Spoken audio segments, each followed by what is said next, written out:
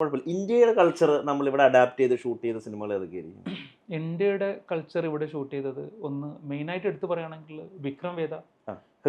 ഋത്തിക് റോഷൻ്റെ വിക്രം വേദ ഇവിടെ നമ്മൾ ഒരു ഏകദേശം ഒരു 3-4 മാസം സെറ്റ് മാത്രം വർക്ക് ചെയ്തു.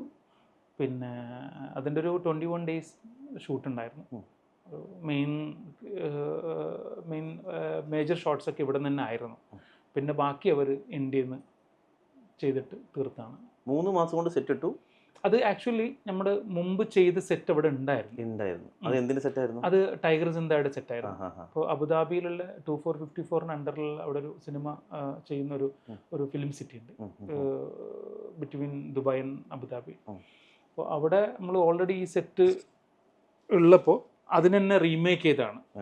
കളറും കാര്യങ്ങളും പിന്നെ കുറച്ച് ഇന്ത്യൻ ആയിട്ട്. അത് ആദ്യം ഇറാഖായിട്ടാണ് നമ്മൾ ബിൽഡ് ചെയ്തത്, ടൈഗർ സിന്ദ.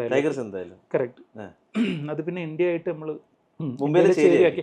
അതിൽ കുറച്ച് ആഡ് ചെയ്തു, ഒരു 30-40% ആഡ് ചെയ്തു.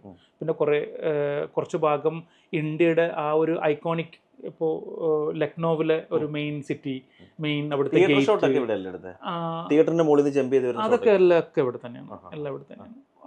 അങ്ങനെയാണ് ആ ഒരു പടം മെയിൻലി ഒരു